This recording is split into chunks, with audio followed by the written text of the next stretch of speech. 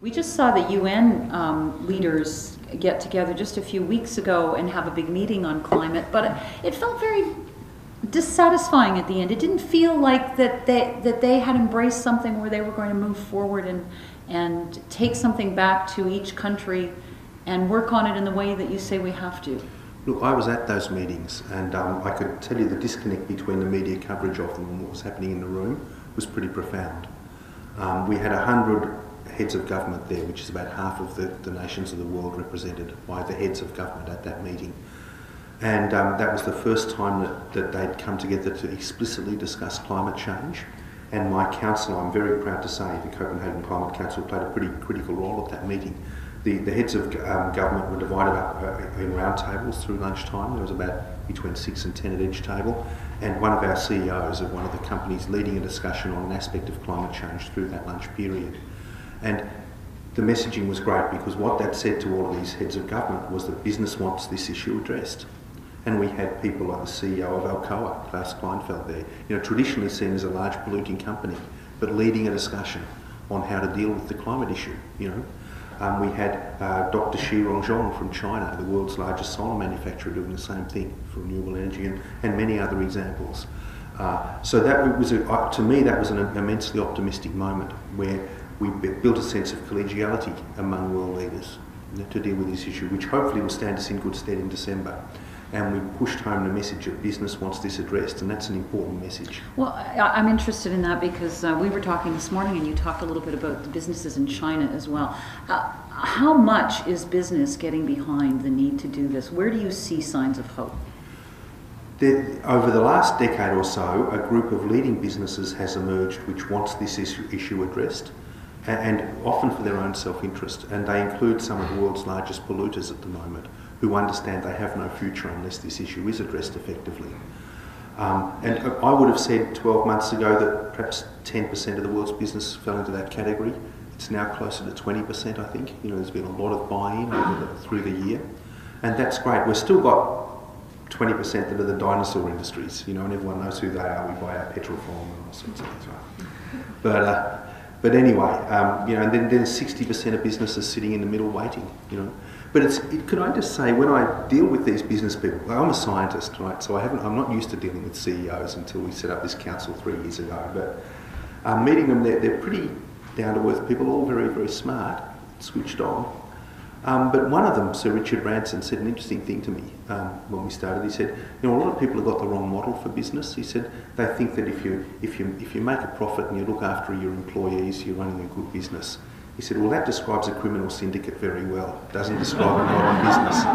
He said, modern businesses have to be rooted in the ethical fabric of the society they serve and the environment they serve. And I think that we'll see that new business model start to develop as the 21st century progresses, and we look back in horror at the sort of things some businesses are doing today.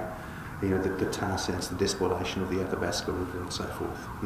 That will be seen in its true light, I believe, as we start shifting from the current business model to the new paradigm.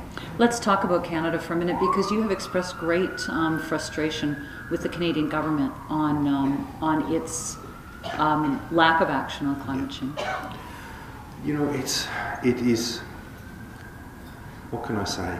I don't want to be too critical because I'm a visitor here and I respect the Canadian but 3 years ago when we addressed this issue, there was several very important governments standing together in opposition to climate change. We had George Bush in America, we had John Howard in Australia, and Stephen Harper in Canada. Now, 2 of those governments have now gone and have been replaced by very proactive governments. And in the case of Australia, climate change was the driver that caused the election shift. I know in the US it may have played a role, but in Australia it was the single most important driver. Coming to Canada and still seeing a government here that is somehow clinging to this notion that they can oppose this, this global treaty is immensely frustrating for 2 reasons. One, it is a genuine impediment to the negotiations, and secondly, because it's serving the country so badly, in my view. What is happening as Canada refuses to, the Canadian government refuses to look at the future and work out what's going to be in the best interest of the country. Places like China are going ahead and investing billions in new efficient energy technology, and they will leave countries like this behind. We'll see the shift to the east in ways that will be bad for countries like this. So I know you can't change people's minds on this, and I know that Stephen Harper doesn't want to hear about it, but something has to be done. And could I just say, one of the great things that's happening here in Canada is this Climate Change Accountability Act, which is coming through your Parliament in just 2 weeks, Bill 311, which it was actually passed by the Parliament in 2006. I think the three minor parties got together to support it, but because an election was called, it wasn't turned into law. It's returning to the Parliament, I think, in late May, maybe May 23rd, May 24th. And I think the sponsor of that bill is the person who should be in Copenhagen. If Harper doesn't want to go, maybe the sponsor of that bill can turn up and say, our government may have a particular view, but the people of Canada actually care, and this is our pledge. Because that bill commits Canada to the sort of reductions that will be required of any developed country. One of the reluctant things that our government talks about is that you really can't do this without a country like China, countries like India, because of their population, because of the way they're coming on stream with the use of energy and technology. But you seem to be saying that China in particular is already shifting in how it's looking at energy and climate change. We have, on our council, we have some of the leading thinkers in China on this. We have Li Peng's daughter and various other very highly positioned people.